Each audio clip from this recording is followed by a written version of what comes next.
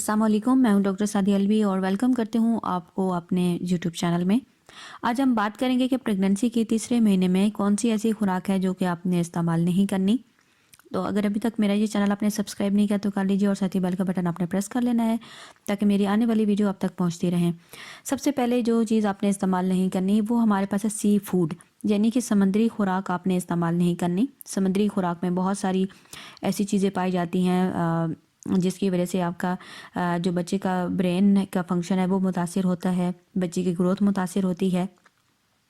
और कोशिश करें कि सिर्फ़ और सिर्फ ऐसी फ़िश का इस्तेमाल करें जो कि ताज़ा जो है पानी में रहती है, और समुद्री जो मछली है वो इस्तेमाल ना करें क्योंकि उनमें मरकरी की मिकदार है वो ज़्यादा पाई जाती है। इसी तरह सी फूड्स में और बहुत सारी जो है वो चीज़ें पाई जाती हैं, तो वो आपने इस्तेमाल नहीं करनी। और मछली जो है सिर्फ वो इस्तेमाल करें जो कि ताज़ा पानी में हो और जिसमें मरकरी कम हो, और सी फूड आपने इस्तेमाल नहीं करनी।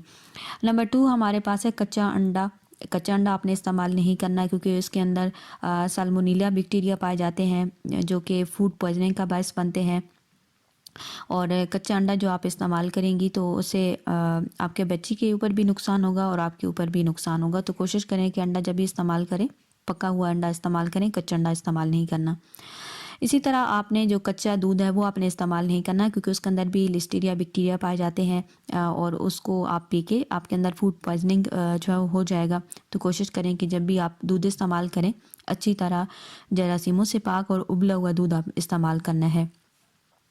इसके साथ ही आपने जो कच्चा गोश्त है और अच्छी तरह जो पका हुआ गोश्त ना हो वो आपने इस्तेमाल नहीं करना। जब भी गोश्त इस्तेमाल करें तो अच्छी तरह पका हुआ हो, और कच्चा गोश्त आपने इस्तेमाल नहीं करना। बहुत सारी जो डिशेज़ हैं वो कच्चे गोश्त से तैयार होती हैं, तो आपने ऐसा गोश्त इस्तेमाल नहीं करना क्योंकि उसके अंदर बैक्टीरिया पाए जाते हैं, और वो आप इस्तेमाल करेंगी तो आपके अंदर जो फूड पॉइजनिंग का जो ख़तरा है वो बढ़ जाएगा और आपकी जो बच्ची की जो ग्रोथ है वो भी ठीक तरह से नहीं हो पाएगी। तो कोशिश करें कि जब भी आप गोश्त इस्तेमाल करें अच्छी तरह पका हुआ धुला हुआ गोश्त आपने इस्तेमाल करना है।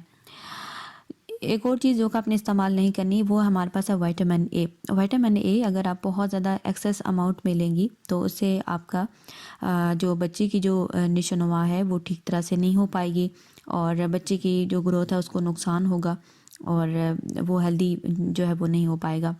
बहुत सारी चीज़ें ऐसी हैं जिनमें विटामिन ए जो है वो ज़्यादा पाया जाता है, जैसे कि सब्ज़ियाँ, अंडा, दूध, ये तो नुकसानदेह नहीं है, लेकिन जो चिकन है, बीफ है, और इनमें जो है विटामिन ए ज़्यादा पाया जाता है। तो कोशिश करें कि अगर आप चिकन इस्तेमाल कर रही हैं तो हफ्ते में सिर्फ एक दफ़ा इस्तेमाल करें, और बहुत ज़्यादा जो बीफ है वो आपने इस्तेमाल नहीं करना। नेक्स्ट जो चीज़ आपने इस्तेमाल नहीं करनी वो हमारे पास है कैफ़ीन। आपने ऐसी खुराक इस्तेमाल नहीं करनी जिसके अंदर कैफ़ीन हो, जैसे कि चाय, कॉफ़ी, इनके अंदर कैफ़ीन ज़्यादा पाई जाती है क्योंकि ये आपके प्लेसेंटा से गुज़र के डायरेक्टली आपके बच्चे तक पहुंच जाती है, जिससे आपके बेबी का जो हार्ट रेट है वो बढ़ जाएगा और इसके साथ ही आपको भी बेचैनी महसूस होगी, ख़वातीन को डायरिया हो सकता है, इसके साथ ही नींद ना आना। तो ये सारी जो इसके साथ साथ ही जो ख़वातीन हैं उनकी हार्ट बीट जो है वो तेज़ हो जाती है, घबराहट सी होने लगती है। तो कोशिश ये है कि आपने कैफ़ीन का जो इस्तेमाल है वो नहीं करना या बहुत कम करना है। जो चीज़ आप इस्तेमाल नहीं करते वो हमारे पास है स्ट्रीट फूड्स, यानी कि आपने ऐसी खुराक का इस्तेमाल नहीं करना जो कि स्ट्रीट फूड्स हों, जो कि गलियों में और मुख्तलिफ़ किस्म के जो बाज़ारी खाने हैं वो आपने इस्तेमाल नहीं करने, क्योंकि जो बाज़ार के और जो बाहर के खाने होते हैं उनमें सफाई सुथरे का ख्याल नहीं रखा जाता, ना चीज़ों को अच्छी तरह धोया जाता है, और बाहर सड़क पे जो चीज़ें पड़ी होती हैं मुख्तलिफ़ किस्म की जो फूड्स होती हैं उनमें मुख्तलिफ़ किस्म की डस्ट, बैक्टीरिया और जर्म्स जो हैं वो उन पे आके चिपक जाते हैं, बैठ जाते हैं, जिसकी वजह से ना सिर्फ आपको नुकसान होगा और बल्कि आपका जो बच्चा है उसके लिए भी बहुत ही नुकसानदेह है। बच्चे की जो ग्रोथ है वो अच्छी तरह नहीं हो पाएगी। तो कोशिश करें कि खाना हमेशा घर का पका हुआ खाएं, बाहर के खाने और बाज़ारी जो खाने हैं उनसे एहतियात करें।